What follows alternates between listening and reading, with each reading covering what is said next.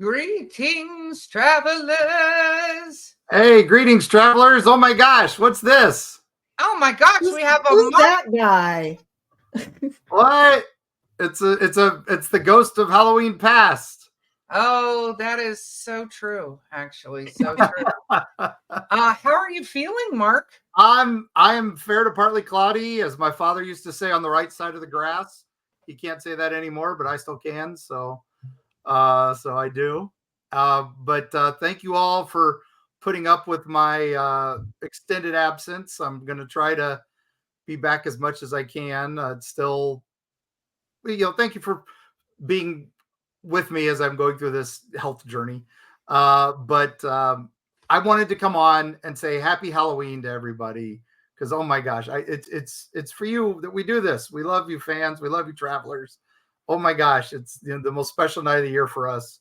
So Carrie's gonna do the episode like all with me, but I had to come on at the beginning and wish everybody a happy Halloween, a blessed Samhain, however you want to celebrate your winter's eve, and I'm gonna bug out and listen in with the rest of you all on the various socials, and hopefully chime in when I can. But however you celebrate your Halloween or your Samhain, I want to recommend, for those of you who like your Celtic ways, maybe make a dumb supper. Are you familiar with that? I was going to say, does that mean something that most of us wouldn't eat? And we'd go, why did you make that? That's so dumb. Well, a dumb supper is where you make a special treat for your ancestors. You set a separate plate out when you make your dinner so that your ancestral spirits can come. Now, the Appalachians adapted that to be young ladies would make a dumb supper so that the face of their beloved would show, so that who they would marry someday might show. I think if I went upstairs and told John that I was doing that and that was the purpose, I would be in a little bit more trouble than I'd like to discuss. I think we celebrate all kinds here. Carrie, so after we get off of this, I want you to go make a dinner plate for whoever your true love is and just set it right next to Mark and be like, no, I'm going to see the face of my true love here. That's what's going to happen. Well, we know who's going to show up for Carrie. It'll be all the possums and the raccoons and the squirrels that come out and eat all her food. So. No, that's her Snow Whiteness. Those are her familiars. That's true. I'm just saying. So, well, Mark. We all know who would show up for me. It would be a hot vampire man. No, werewolf. Steamy werewolf, right? Steamy werewolf. Hysterian. But hopefully you all have a wonderful Halloween. After this, I'm going to tune on some Ghost Watch, and then I'm going to fall asleep to H.G. Wells' War of the Worlds. So happy Halloween all, and enjoy the show. Listen to these wonderful listener tales. Again, thank you, listeners, for sending these in. Travelers, we love you all, and I will see you on the other side. Okay. Well, Mark, it was wonderful to see you in a weird kind of creepy way. But yeah, that's all I'm going to say about that. So I think what would be really cool is for us to just dive in, because listen, travelers, we have an absolute ton of these. So we're going to do this episode, but I can tell you we have a bunch more. So we'll be throwing in another Listener Tales episode soon, only so we can catch up on a bunch of them. So if you don't hear yours, that is probably because it's coming up soon. But Beau, because it's Halloween and because you have amazing horns going on, I think you should start. All right. Bear with me if I cough. I'm going to try not to, though, because I have pneumonia. Okay. Greetings, travelers. Greetings. Hello. I want to share that thanks to you all, I've formed a small paranormal research group in my hometown here in Indiana. Yay. Yeah. I met Mark a couple of years ago at a con in Indy. Yeeps. I think it's Yeps. A local business owner is allowing me and our team to come in and get the feels for her resident ghost. She likes this ghost and wants it to stay. I'm so excited and ramped up for this spooky season. Thank you for starting me on these travels. And this is from Melissa. Oh, well, Melissa, yay. We are so glad we got to start you on those travels. And that was probably Indie PopCon. We'll be there again this year. Well, by this year, I mean 2025. So we'll I was be going to out. say, didn't that just happen, Erica? It did like 5 minutes ago. But I love that Mark was able to send you on your way to doing that. So I think that's amazing. Very, very cool. So you'll have to keep us informed about what you discover and stuff. We'd love to hear that. Created a paranormal expert. So thank you, Melissa. And with that, Carrie, why don't you do the next one, my friend?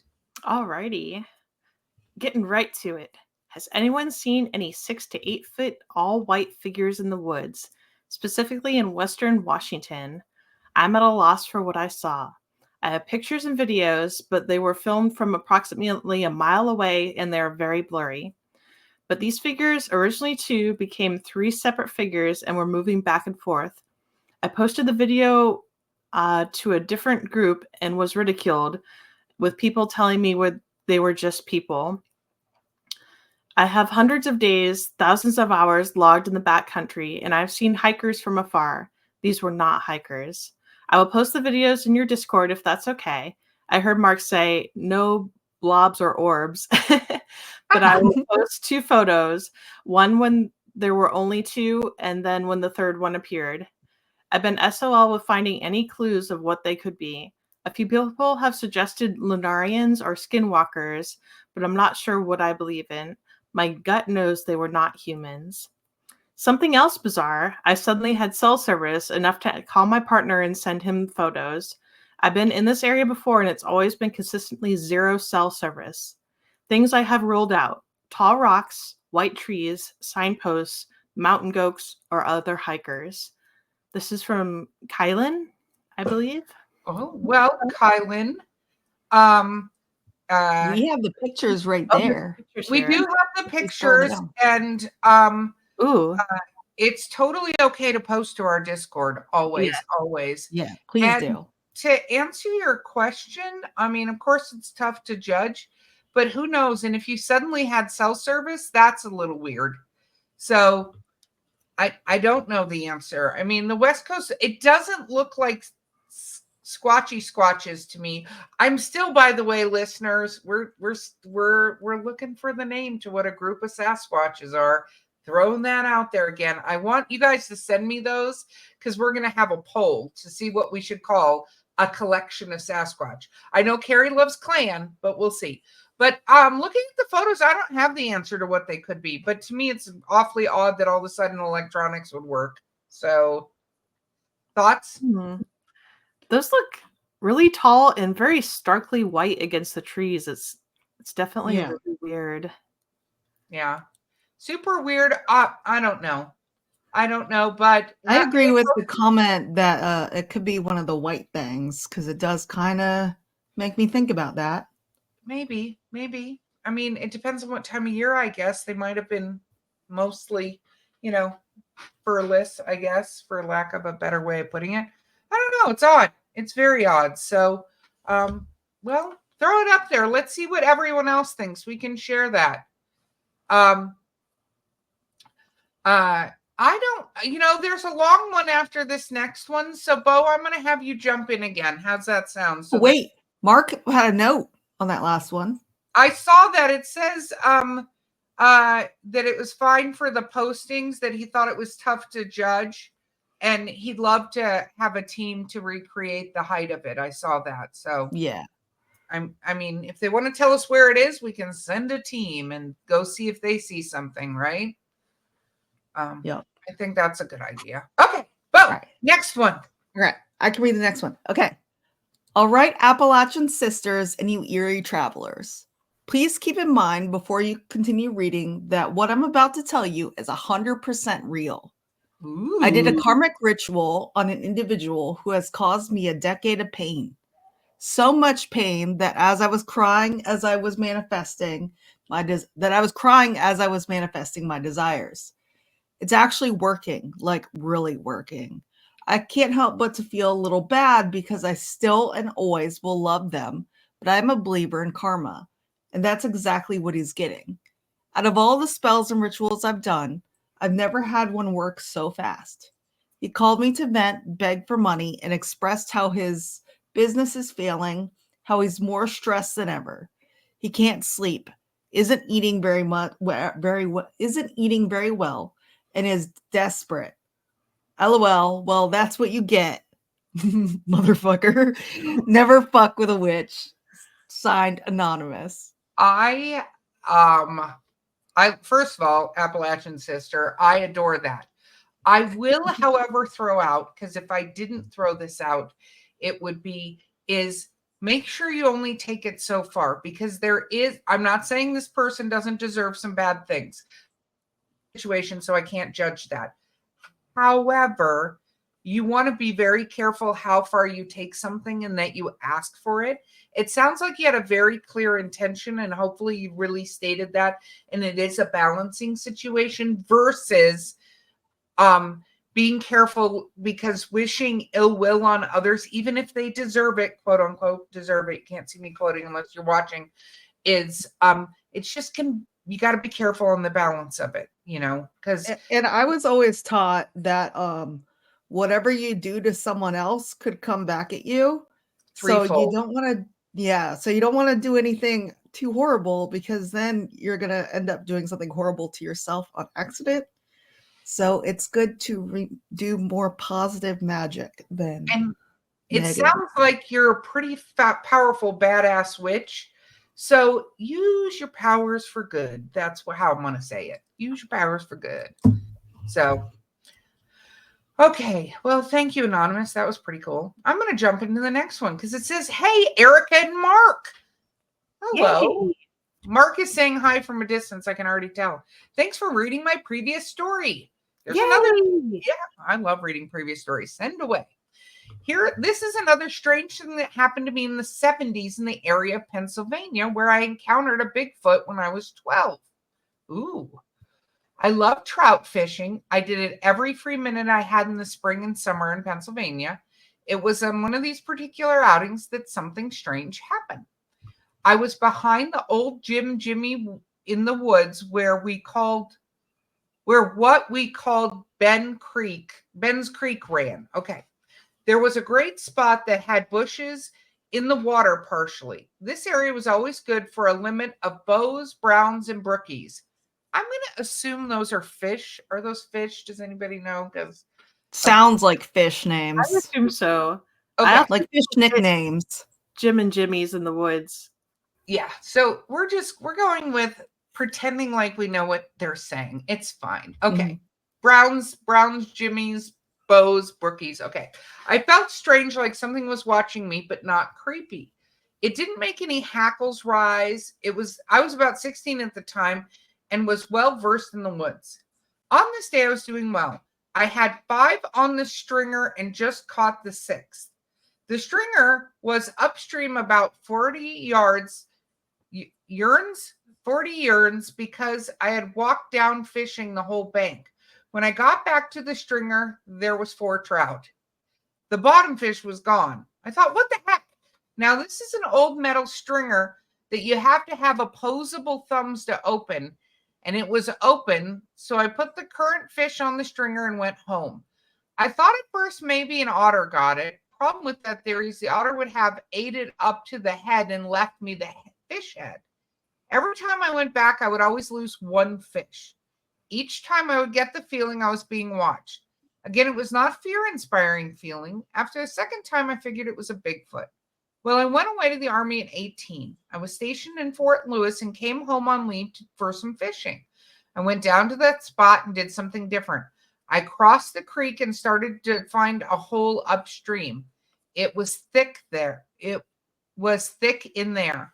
I came across what I found years later was a Bigfoot shelter. I left the area not realizing what it was. I told my father what I found and wanted to go back for a closer inspection, and my parents asked me not to. 20 years later, I saw a picture of a Bigfoot nest in Ohio, and it was eerily similar, so I called my dad. I asked him if he remembered the nest I found, and he said yes. Then I said, you knew what it was? And he said, yes. I said, that's why you didn't want me to go back? He told me he'd seen them before and knew one was in the area, and he thought it was a female because it had seen it in the area several times over many years, but it never bothered him, so he didn't bother it. Just got goosebumps. Okay. Okay. I'll never know what really was going on, but I will say I didn't feel threatened in any way. The opposite, actually.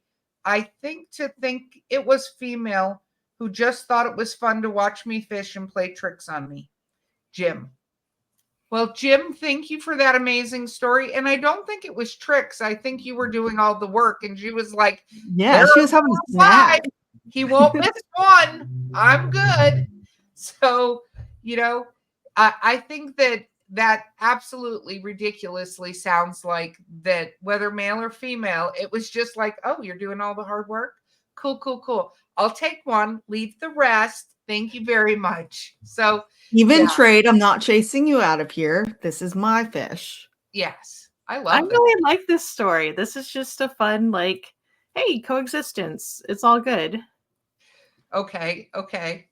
We're about to be called out. So Carrie, I'm gonna let you do this one because we're about to be called out, apparently. Oh my. Wait, I wasn't on this episode. That's why you have to do the calling out. Yeah, you have to do the calling out. All right. I'm gonna give it to you. All right. Okay. All right. Just listen to the zombie movie episode. Please don't do another of these until Mark is back. You totally misspoke on several films. I could tell you haven't watched them as much as you said. Your whole Shaun of the Dead opening is actually where they redo the shot on day 2 after the outbreak. Plus, you missed the whole warm bodies was Romeo and Juliet. Love your show and just had to vent because I'm certain Mark would have corrected them. Probably. Wait, pause. So I just listened to the Warm Bodies audiobook. It is not Romeo and Juliet. That is not the intention of that movie at all. So sorry, as somebody who religiously watches that movie, no. And Shaun of the Dead, that's fine. I'm just saying that's my favorite part. Shaun of the Dead is, there's two, I literally just watched it. There's 2 scenes. They're the first time you see him do it and nothing is, there's only little things wrong. And the second time, everything's all fucked up. So you were not wrong, Erika, but there are 2 scenes. So this person is correct in that, but I don't like their tone. I don't like their tone either. Continue on. Right now, their tone is making us mad. You're not going to like it any better. Oh, gosh. Okay. I think Beau may have only seen the TV-edited Romero, excuse me. Some of these 70s kills are better than anything else. So the older movies are better, I guess. I saw them on DVD. Okay, keep going. Let's see how mad they can make us. I do agree that Scooby-Doo on Zombie Island is a gem. Yay. Yeah, it there is. Some other solid referrals. Also, yay. I'm glad you mentioned the World War Z book is better than the movie because, yeah, sometimes books are better than the movie. Hoping Mark has a quick recovery. Try not to hate on you all, but just need to let you all know where you should wait for Mark to get back before another one of these. Maybe revisit one when he gets back. One I would suggest is Drag Me to Hell. It's more Sam Raimi with a witch curse with some zombie bits. Great for Halloween. Yeah, Sam Raimi. Well, thank you. I appreciate that. Ron, not all I'm calling you out, Ron. That's who said this. Oh yeah, Ron.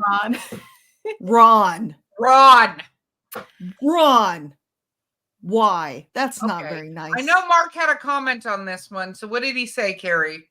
I'm happy with the episodes that have aired while I deal with my health concerns.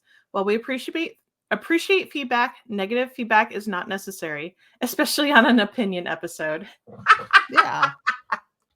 We're allowed to like the movies we like. No, and here's the thing. Everybody's going to get something different out of movies. And the truth is, like, we just did a ghost one, too, with J. Michael Roddy and stuff like that.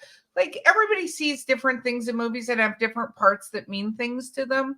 But I will fight you, Ron, on Warm Bodies. I will fight you. Because if you listen to the book, which, by the way, I actually think, again, is much better than the movie now that I've listened to it, because Beau brought that up, so I went and listened to it. I will say it's much better, but it seems like Romeo and Juliet, but it's actually not. That's not the point of everything that occurs in that story. And so that's what I'm going to say. Also, I stand by my thing that I don't like the George Romero movies very much. Sorry. You're allowed to do that. And as I recall, we read all of Mark's ones he did. So Yes, we did. did So not he was deny there. the Markness in the Wonderful. zombie movies. So sorry you It's didn't like And it, Mark Ron, did but not yell at us later about our opinions. So yes, it was fine. It's Okay. okay. Opinion episodes always divide us, but it's okay because we love horror movies. we do. Yes. We do. And I we just watch a think out ridiculous amount because of them. I like zombie movies, but it's not my forte, and I knew I would misspeak on something, so I just stayed out of that. Totally. Okay, Beau, next one. But Ron, thank you for writing in. We love you as a traveler, and we'll just fight you in person for a little bit. But then we'll I don't have know. coffee I'm or fired something. up now. I'm fired Yeah. up, Ron. Okay. All right. Letting it go. All right. Good choice. Okay. I moved to Pulaski, Tennessee in Giles County and to see my family there. Here it is. My little sister worked at Redwood's grocery store and I picked her up to take home. She lives about 10 miles out of Pulaski on Anthony Hill. It's about 12 a.m. February. The temp is 28 degrees. We were cresting the hill. My sis screamed, "What the fuck is that?" I look and see a black blur. So I whip around thinking I'll see a black bear. Hell no. I drive to the spot, and as I was getting closer, it was two legs in my brights. I slammed the brakes and stopped about a foot from this huge man-like thing. Okay. I look at it a very long time. No fur, just long hair, and clearly found it had, well, it has muscles. Okay. Yeah. Movement looked like a really, really huge man. I mean, massive. It started swaying back and forth. I looked up to see its face and only saw two huge red glowing eyes. That snapped me out of this situation. I felt a primal fear I've never experienced. I backed up and got gone. My sister was screaming and said her hair was Sore to comb. It said her hair was sore to comb. Yeah. It it's scared her scary. that bad. Oh, maybe like her hair was staying on end. Yeah. That's 100% truth. And this is from Joey. Oh, And Joey. I don't like that it was swaying. Yuck. I feel like this is so, Carrie, I want you to weigh in because you're dressed appropriately for this. But that sounds like the description that you got of the Mothman, right? From the original Witness. Yeah. Although, let's see. It did have the But big he red wasn't eye. like naked, right? Like he wasn't like man flesh, was he? It's weird. He said no fur, just long hair. I'm assuming he means like head hair. You know, Mhm. Mothman wasn't like that. He had fur like a Bigfoot, right? The original. Yeah. So I don't know. It's kind of at the borderline between a couple of creatures. Or it's just a really scary man who lives in the woods. With glowing red just- eyes. Maybe he had weird sunglasses on. Okay, that's, oh, you're in a timeout. What I imagine when he says really long hair is it didn't look like fur, that looked like he had hair on his body. Right? That kind makes of thing. sense. So Like it was stringy. yeah, like that. Oh, the Boar Eerie Man Travels in the account, who woods. may or may Yeah. not be Mark Muncy. That's a weird one, but yeah, be careful out there. The my Boar friend. Man. I've never heard of the Boar Hmm. Man. Yeah. But he does sound like he would have hair. Because boar have like I could see that going up thin- to Tennessee. I don't know. I don't know the range of boar men. Joey, you've stumped us, but if you want to you did tell us exactly where it is. We're going to pass that on to a team. We should pass that on to a team. Mark. or look at your BFRO class. and let them handle. Yeah. Let's do that. Okay, moving on. Here we go. I've always been fascinated by Bigfoot for as long as I can remember. I'm getting all the Bigfoot stories today. Here we go. Probably since elementary school. To be honest, I've always believed. My experience happened when I was living in the Upper Peninsula, Copper Harbor to be exact. This is probably 2018. Me and a good friend of mine were hunting for deer, having no luck. We were out there for hours, didn't get one. The funny thing is, from the time we started hunting, my buddy kept saying, dude, I keep getting the feeling something's watching us. And I was like, bro, it could be anything. I love this. I can imagine this conversation. Deer, moose, elk, hopefully not a bear. He's like, no, seriously. I will swear I'm feeling something staring at us. And the whole time, every now and then, he just kept turning around and looking around. And I didn't think nothing of it. So it was beginning to process let me try that again. So it was beginning the process of sunset. So we're headed back to the truck. At this point, we were maybe about half a mile to a mile in the forest from the vehicle. We were both just walking, small talk, and all of a sudden he stops right in his tracks. And his exact words were, Will, what the hell is that? And I'm like, what are you talking about? Because I'm looking at him and he's pointing. And so I turned to where he's pointing, and it was probably maybe 100 to 200 feet in front of us. I couldn't make it out. I could see it, and all I could see was it was huge because it was starting to get slightly dusk. Still some light, but there was some darkness starting. And this thing was massive. He's like a bear. And I'm like, dude, black bears don't get that damn big. And the things, I want to be on these guys' shoulder. I'm not even done with this story, but I want to be on their shoulders while they're having these conversations. Dude, black bears don't get that big. I would be running. I would be running the other way. Dude, black bears don't get that big. Man. Okay, where is it? Okay, it's a bear. Dude, black bears don't get that big. And this thing's standing up, and I'm like, I know bears can stand up. And I'm like, this thing is too massive to be a bear. I'm 6'3" and my buddy's 6'5". And just looking, you could tell this thing towered over us. It had to be every bit of 7 to 8 feet. The funny thing is, we both had weapons, and not one time did we think of using them, to be quite honest. I was scared. I'm glad to hear that, actually. It made no noise. It was just standing there. And the only reason we knew it was alive is we could see the slight movement of the body. At this point, survival instincts kick in. We both ran. Yay, the Erika thing to do. Okay, probably after a good 8 or 10 minutes, we made it back to the truck. We get in the vehicle, and we're both just looking at each other after being quiet for a few minutes. And my buddy looks at me and goes, well, we didn't imagine that. We didn't imagine that, right? And I'm like, hell no, we didn't. I need to be with these guys. This is too much fun. And we're both just sitting there going, well, what the hell did we just see? Now, I'm not going to say it was definitely a Bigfoot because I don't know. But I do know what I saw was no bear. It was no elk, and it was no moose. It was just something I can't explain. All I know is the thing was huge and massive, and we never told anybody because, of course, people would probably made fun of us and said stupid things like, oh, you guys were drinking, blah, blah, blah. I've been a believer, but that just enforced my beliefs even more. I know what we both saw, William. Well, William, thank you for your story. One, I feel like I need to hang out with you and your friend because that was pretty awesome. And it sounds like you did see Bigfoot or something because that's what it's described as.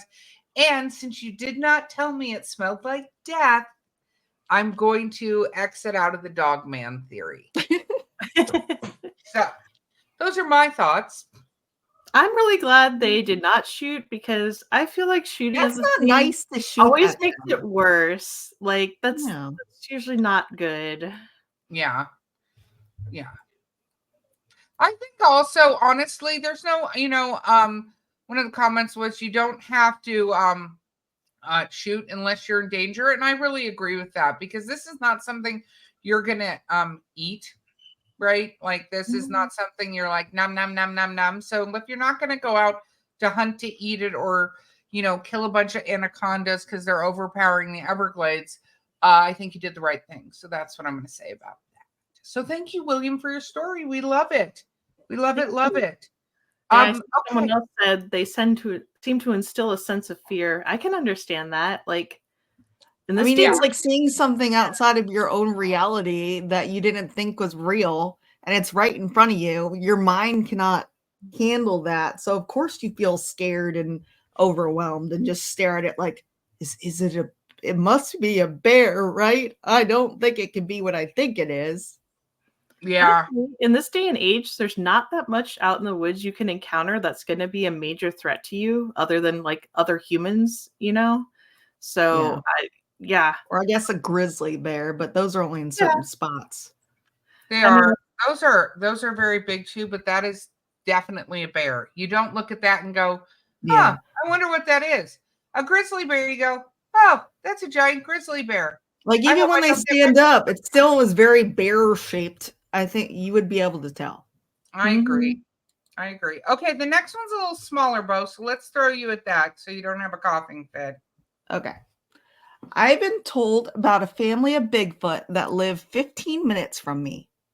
I have been to the place quite a few times, and there is never any sounds when I get there.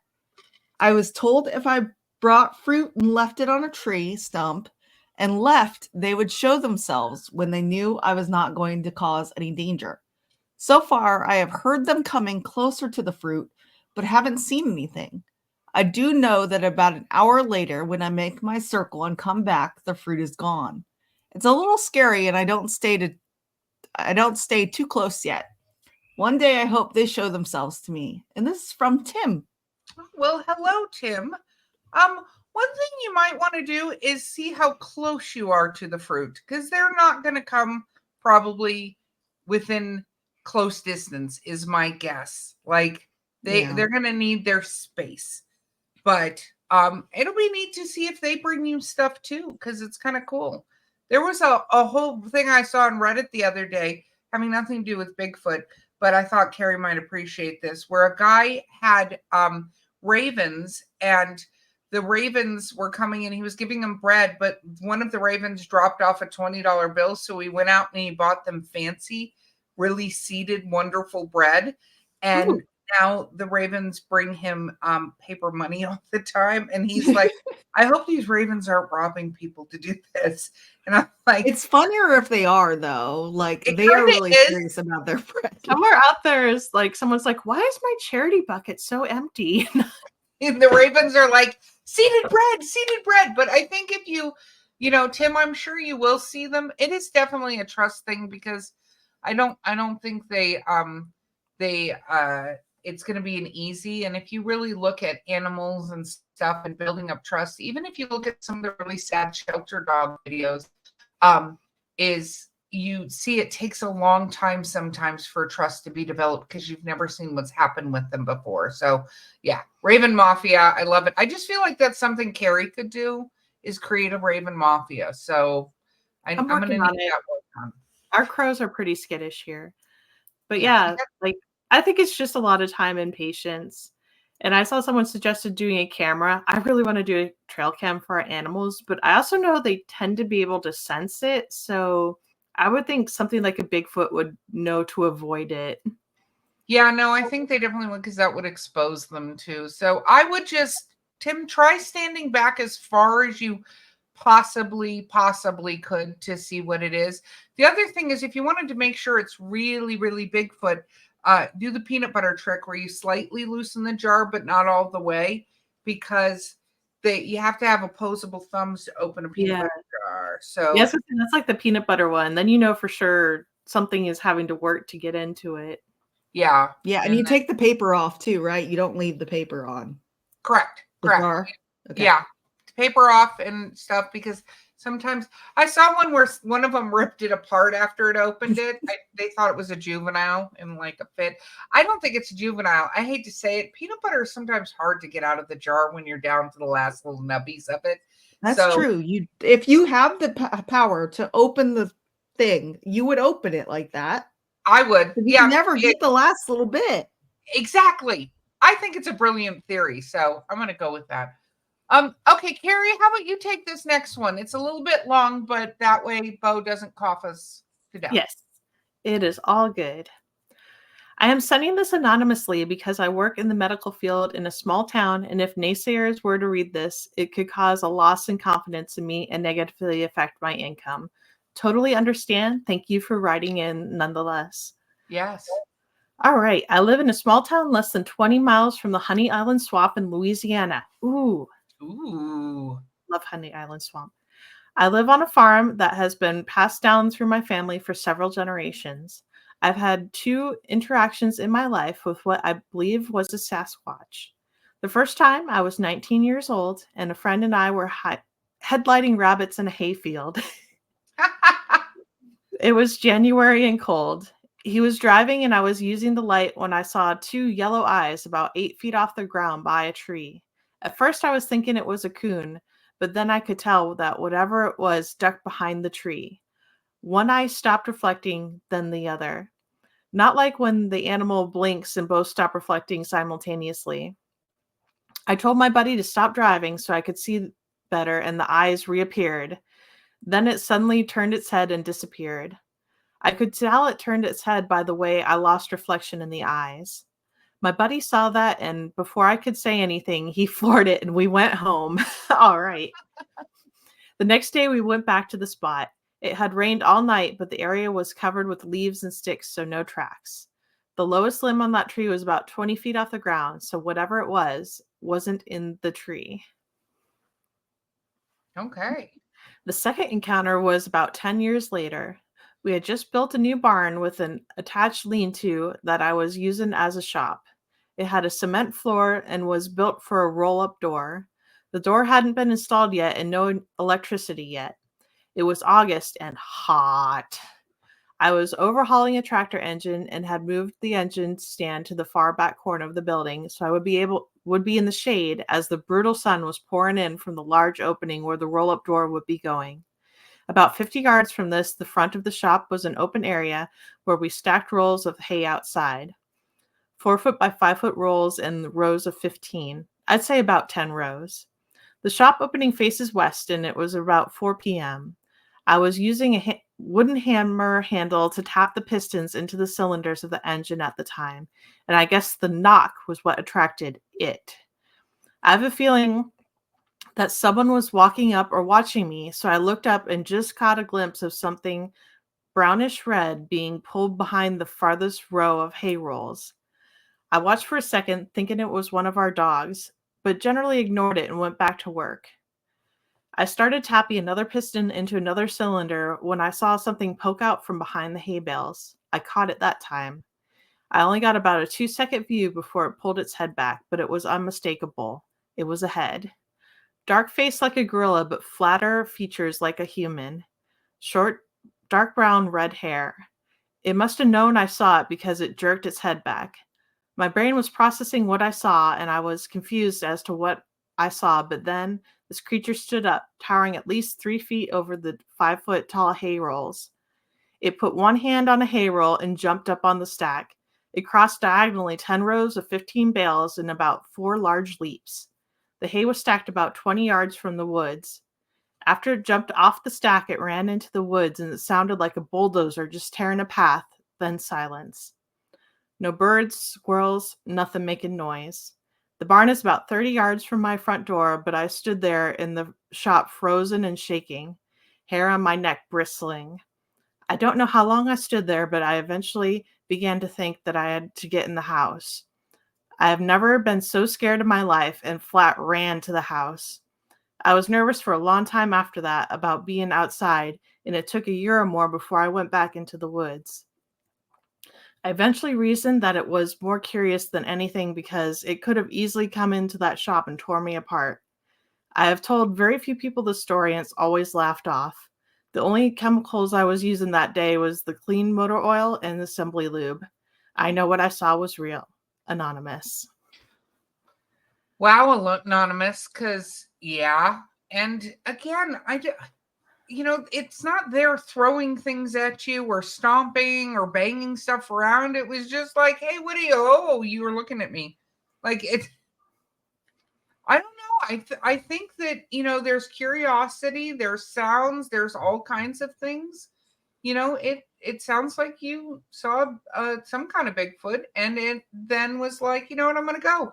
But I think it's really interesting because we talked about this sometimes before, but I think there is a little bit of like lizard brainness that happens where, it goes, that's something bigger than you that can hurt you.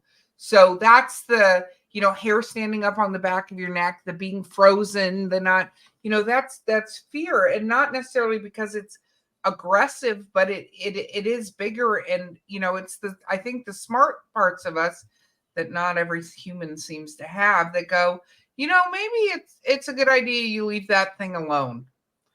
So I Anonymous, I love this story. I hope that it's something out there guarding the woods for you. I think that's Well, awesome. Mark says that there is a Honey Island swamp monster that's similar to the skunk ape. So maybe that's what it is. Oh, that's entirely possible. Yeah, I Very definitely think there's something in that area. I really Yeah. appreciate the level of detail in this description, because some people are kind of vague, but this is very, very specific. I like that. Me too. The next one's a little bit short. So, Beau, do you want to take it? Because the one after that's long. So, Yeah. All right. My Mothman story. Camping with a buddy, sitting by the fire, moonlight only, but clear. We both got up to go to the bathroom at the same time and turned around.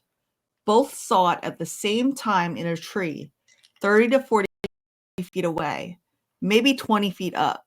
Saw the outline, muscular, I guess, and red eyes, making a guttural popping noise. Stared at it for a minute, then it moved. We are both ex-military, drew our sidearms, and emptied a magazine each. Reloaded, looked up. We hit nothing. No red eyes, gone. We packed up and got out of there. That's it. And this is from Michael. well, Michael, I am not surprised you hit nothing. And kind of glad you didn't, because it didn't sound like it was being mean to you. It just seemed like It just sounded like it was making some noises. Maybe it was saying, hey. Well, maybe it was saying, you are awfully Or close to my hey, house. this is my tree and you're very close to it. Yeah. Please skedaddle. Yeah, go. So, but that is very cool that you saw the Mothman. There's so many more sightings happening now of Mothman, and I know we're going to do a separate episode because we got a bunch of videos sent to us from Unsolved Mysteries, I think, about sightings. This Whatever. comment. It was there to warn you about critical infrastructure failure. Shout out to Adulting Axolotl. If you guys have not picked up those needle points, you should, because they're totally amazing and fun. Okay. Imagine what the guttural popping noise sounds like. Don't birds do that when they're pissed off too? Like, don't they make weird like popping noises with their beaks? I'm not sure. Am I making that up? Absolutely not to say it was a bear, but I know they do that jaw clack that's really unsettling, and this could be doing something similar, which means you're making me very nervous. Oh, like it was a black bear up in that tree or something. I'm not saying that was a bear, but I know bears do something similar. Maybe I was trying to like a predator thing, like that more animals do that we don't realize. Yeah, I agree. And you know what? Here's the thing. None of us have been around Mothman for any appreciable amount of time to understand how they communicate or what noises they make. You know, so I'm not, it could have been, and different noises sound different depending on where you see them. Like every now and then. And like the echoes and like the environment, because sounds bounce off stuff. Even, every now and then, there's Garrus, everybody. Everybody can say hi to Garrus. Garrus makes some weird noises that I'm like, did that just come out of the dog? Like, it's definitely, and trust me, I go out at night into our mountain, and I'm sure, Carrie, you guys do that too. And there are all kinds of weird noises, and you're like, what the heck is that? I constantly think we're being attacked by cryptids, but it's not that. Things are just noisy here. So, okay, I'm going to take on this next one because it's a couple of stories, but it's a little long. So here we go. But thank you, Michael. Definitely thank you for sharing, and I'm glad you and your buddy are okay, but I think you did the right thing leaving that area. So, okay, the first story was told to me by my grandmother when I was a young adolescent. One day while I was visiting her, I asked her if she had any old folk tales from when she was a girl, and she told me the following story told to her by her mother. The story is an explanation of the screeching wildcats make, and they do screech. See, we were just talking about weird noises that things make. There you go. Yes. Okay?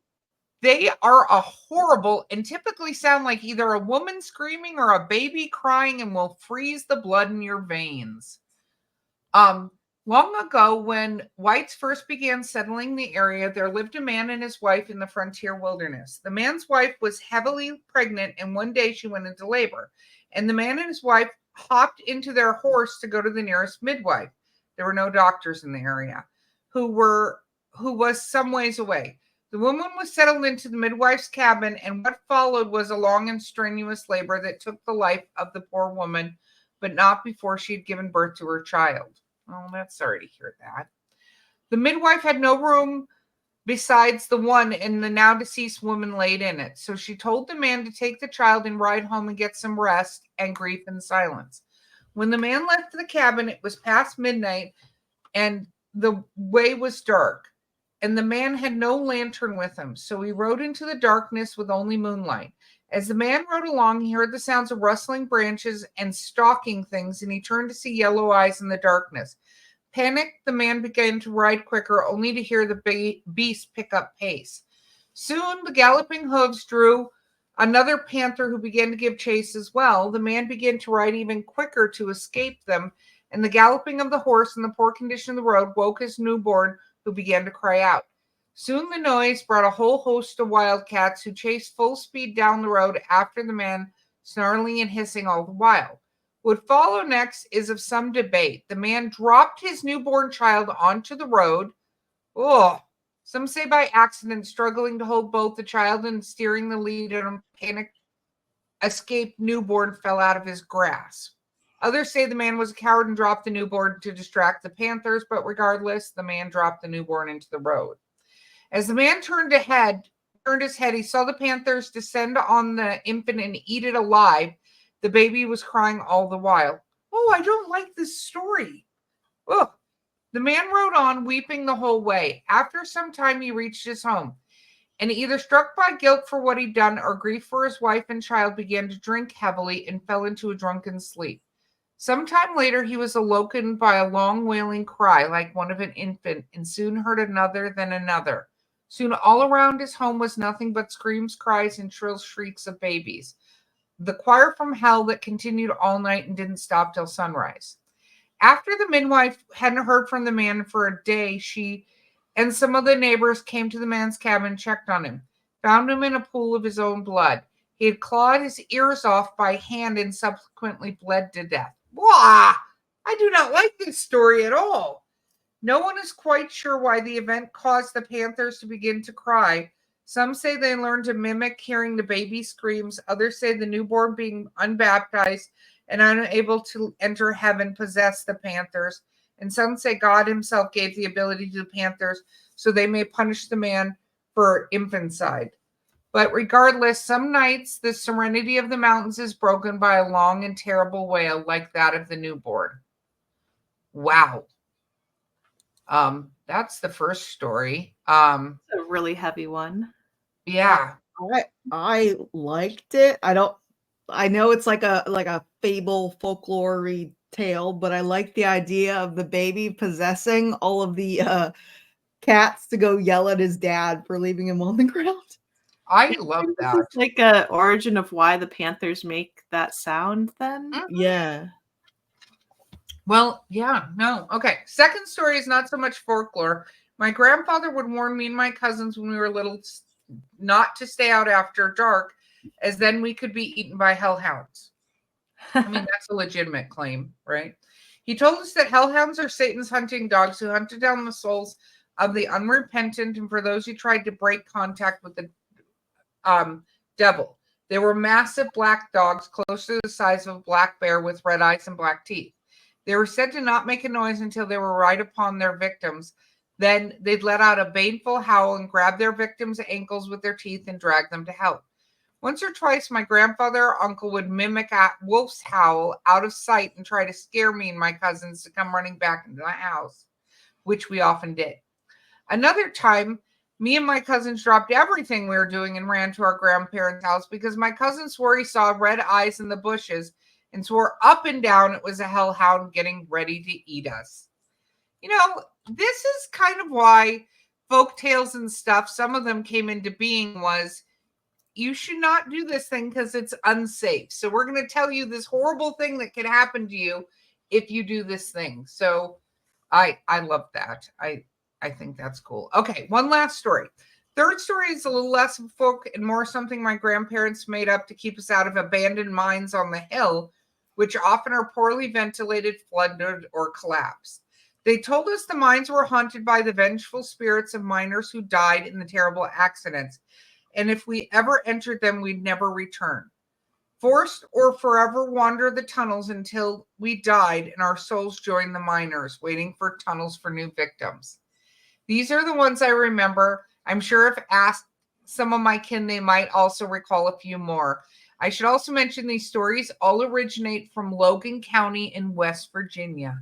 Peyton, I love these stories. I think they're awesome. And it sounds like your grandparents and great-grandparents had very smart ways to look at different situations, and they're entertaining. I like it. So I love that. And also, do not go into abandoned mines. Mark, getting me into the mushroom mine, that's still a horrific experience. To be fair, that mine isn't totally abandoned. There's ghosts in there, Erika. I am well aware of that now, Beau. Well aware of that. Now it's your turn. Read a story, and then Carrie can go. Okay.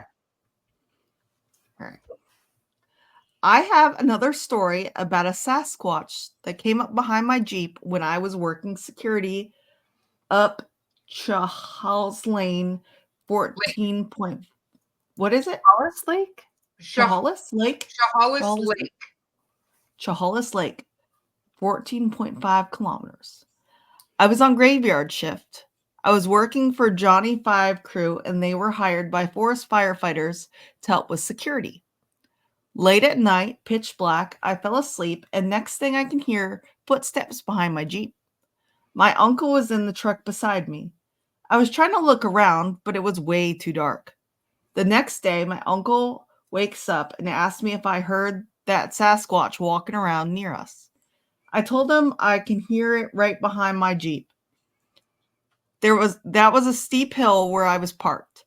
Now I go up this road today, and the loggers have been clearing everything. It's a perfect place to go camp out and hopefully get lucky and see one. This is from Dale. Oh, Dale. This is what happens when you sleep on the job. You miss Bigfoot.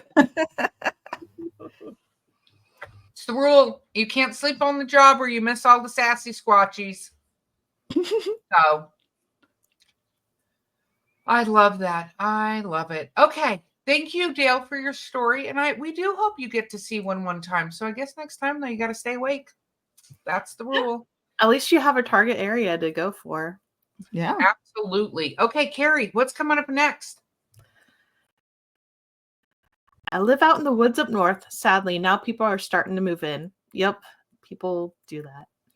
One night I was out on a walk testing out my new headlamp. It was a freezing January night. Snow and ice is all that we had on the road. Snow was coming down slowly, not too heavy. I found a set of very large canine tracks. Being curious and armed at the time, I had to follow them. They seemed to be somewhat fresh. I followed them until I saw the print that made me turn around. The last print, snow covering the rest, was half human and half canine. I took a pic on my phone and I'm looking to find it in a backed up file. Since then, we have had guests at the house that have heard dogs fighting outside and a crash in the house in the summer. And crash into the house in the summer. Wow. One guest said he saw a large set of canine eyes close to the horizon, again in the summer. The silhouette, he said, was about 7 feet tall. He's a city boy and even admitted he had never seen something that large. Could have been a bear at that point. We do have them nearby. Not sure. Haven't had activity since. This was about 4 years ago. This is from Ryan. Oh, Ryan, I want to see that picture, dude. You got to send it to us. I want to see it. Yeah, I desperately want to see that picture. That sounds cool. And Beau wants to know where it is so she can go find her werewolves in the woods. I need a second husband. Let's go. Yes.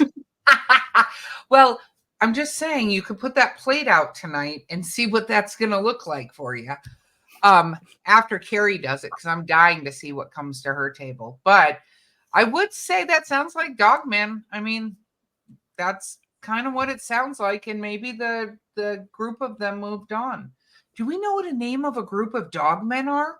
A Is there a name pack. for that? Is it It a has to pack, be a pack. pack of dogmen? And I will note that these dogmen did not attack anyone. As a Yes. dogman apologist, I would like to make a note of that. See, they were being Okay. kind, Erika. Okay. I think a pack of dogmen should be called a snarl. Ooh, Ooh, I like that. I do like that. I do. Okay, we have 4 more, and they're all kind of shorter, so we're going to do them. All right. But But not that way. Beau, you go for this next one, and I'll go with the one after. Okay. 35 years ago, my husband and 6 of his cousins were all hunting deer and elk up in the mountains of Greenwater, Washington. And they saw a dark furred creature running upright on 2 legs like a person fast across a grassy clearing below. They went to grab a pair of binoculars, but it was already in the tree line and out of sight. They realized that they had just witnessed a Bigfoot. I'll try to get more details. Right now, this is the best I can report. And this is from Liz. Well, Liz, thank you for the report. We love that. And that is fun to me because I feel like a lot of, we have so many people we talk to that are Bigfoot hunters, right? And do hunting and stuff like that. And like we just had a live episode with Lyle Blackburn, stuff like that. But I always think it's fun for the people who are caught unaware and just look over and see a giant furry thing running through the field upright. Because that kind of reminds me of the sort of OG original video that somebody got of the Sasquatch. I know there's a lot of is it real, is it not real thing on that. But you just kind of look over and you see just a sassy squatch walking through the field, just jogging out for its morning run. And then he goes, "Oh shit, you can see me?" And then he like speeds up. They're just like us. Yes, I love that. Okay. That's great. It's always good, especially the older reports, to get them out there because I know so many people are reluctant to say anything. So, yay. It's true. Thank you, Liz. We love it, and we'd love more details, so send them in. Okay. Evening, all. Well, good evening. And how did you know that's when we were going to be recording? Good morrow, sir. Yes. Been listening to you folks a while after a few encounters in southern Canberra, ACT, Australia, Oceania, Earth. Well, hello down under. Okay. Been a skeptic believer for life, but have recently turned into the full extent of believerism. I love that word. Bigfoots in Australia, Oceania, Earth, are common, particularly in southern regions. I think they like it cold. Me and my mate Matthew and Jack, 72-year-old male, fair hair, retired plumber, 65-year-old male, bald, car hobbyist. I love these descriptions. I love the detail. I can see it now. Okay, I want a picture of you guys. You got to send us a picture. I won't share it, but I do want to. These groups of people, you guys should send pictures. With your stories because I love this. Okay, have begun. So this group has begun expeditions through Canberra and surrounding regions. We like to bring sandwiches, usually peanut butter. Though Jack doesn't like peanut butter as much as me and Matthew, he still enjoys it a little bit. We sit out around and just eat our sandwiches and search for Biggie, as we call him down under. We hope to see him on this side. Regards, Biggie searchers, Charlie. I love that. Charlie, it seems to me like you may want to bring your Biggies out there, a peanut butter sandwich as well. Might help with the search. Just throwing it out there. And maybe your lovely friend there who doesn't like them. If Jack doesn't like peanut butter as much, maybe he should bring a Vegemite sandwich. Just throwing that out there. I've had Vegemite. I actually worked with people in Australia who brought me Vegemite to try. which was actually really, really good. I enjoyed it. What's But it taste like? I've always wondered. hopes and dreams, Beau. Hopes and dreams. I'm gonna get you Vegemite. We're gonna try it. But I think that maybe bring a peanut butter sandwich. But Charlie, you got to keep us updated if you and your buddies end up running into Biggie down there. That's amazing. So I love that story. Okay. 2 left to go. Who wants to take this next one? I'll take it because it's shorter than the other one. All right, go Beau. Okay. This one starts with okay. Okay, so I just had a sighting of the big guy and I'm still shaking. I don't even think he knows I was there. I'm in a deer stand. We heard this ungodly howling sound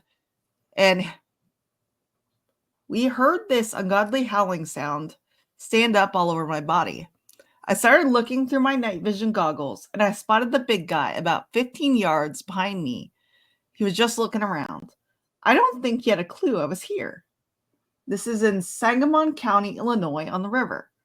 Reporting, tried to get picture, but he vanished behind a group of trees as soon as I got my phone out. And this is from Andy. Well, Andy, thank you for reporting. We will make sure to put it up on the BRVO, but I love the fact that he didn't know you were there and you just heard the sound and you're like, what was that? This has been, I have to say, I'm going to jinx myself saying this. This has been a very Bigfoot-filled episode, and I think that's so much fun. But I was hoping for some stories that would creep me the heck out, because normally, travelers, you got your share of stories. Then Erika has not been able to nope out of a single situation here. Because Bigfoot's so kind and cuddly, like it's hard to be scared of him. Exactly, but he's just living his best life. Travelers, I need to be able to nope out of these situations. So I need. It's wild because Erika doesn't like to be scared. So if she wants you to scare her, you should really try. Okay, she wants it. That's okay. I'm gonna remind her she wants it when it happens. Friendly encounters are okay. We like that. That's true. I'm just saying. Normally, we get the, I should get the heebie-jeebies, and I don't quite have the heebie-jeebies, and it's Halloween, All Hallows Eve.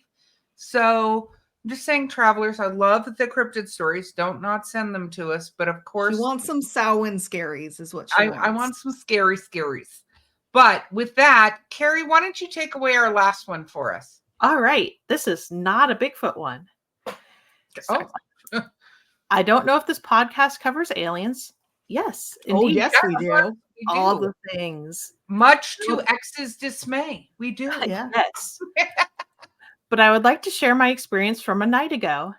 It was about 2:40 a.m. and I had just gotten up to get water, and I looked at my door windows and saw a 3-foot being in the corner panel, gray in color, big black eyes, weird shaped head. I was kind of shocked, but as I got in my room and closed my door, I heard a bang at my window that are still boarded up from Milton. I went back out again, and the alien was still there. And I was actually scared at that point, so I tried to go to sleep, but as I thought it was an optical illusion. But again, I wanted to prove myself wrong by going out again. It was gone when I left my room that time, so I walked back and forth trying to see if it was a reflection. I did see a reflection, but not the same shape or size, and I don't know if Palm Bay, Florida has a history with aliens. But I tell you, I did not sleep with the lights off that night. From Leo. Oh, Leo. Ooh, okay, first of all, I did drinks myself. Now I have the heebie-jeebies and I got goosebumps. Not because of ghosts or spirits, but that sounds like a gray. That sounds exactly like a gray. And I think aliens can be anywhere. I don't think there's there are hot spots. We do hear about hot spots, but it sounds like you had a visitor. Florida has a lot of space program stuff, so it makes a lot of sense. Oh, Palm Bay has Eerie, Florida, telling us that Palm Bay has many sightings. I could see that. And the fact is, we just had 2 back-to-back storms, and it's a thing. It's a thing. I mean, we talked about a lot of things being displaced. Even the aliens might be displaced. That's very true. I also just saw, so when any of the listeners comment, there was an orb that just went behind me. So yay for the veil being thin. For anybody who rewinds the video and catches that, that was nice. I saw it. Yeah, and feel it. That's cool. That's what I love about the veil being super thin, by the way, is they all just come out to say, Why do they all visit you though, Erica? I want them to visit me. oh, Do I will nobody stops send them by all your my way, my house? friend. I will send them all your way. Tell them to come stop by. I will, Beau would like you to go stop by. Yeah.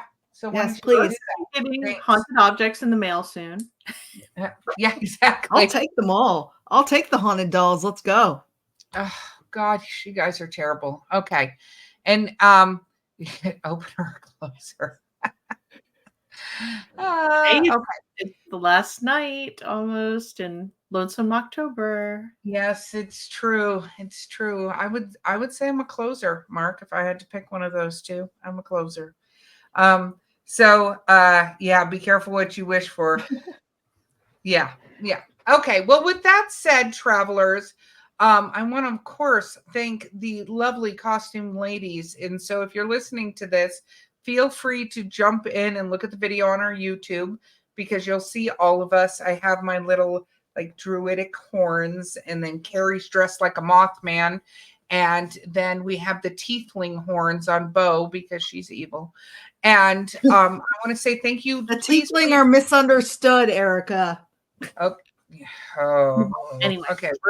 We're gonna let that go for another episode. But with that, we want to say happy Halloween, and all the other veil is thin, all Hallows Eve to all of our travelers out there.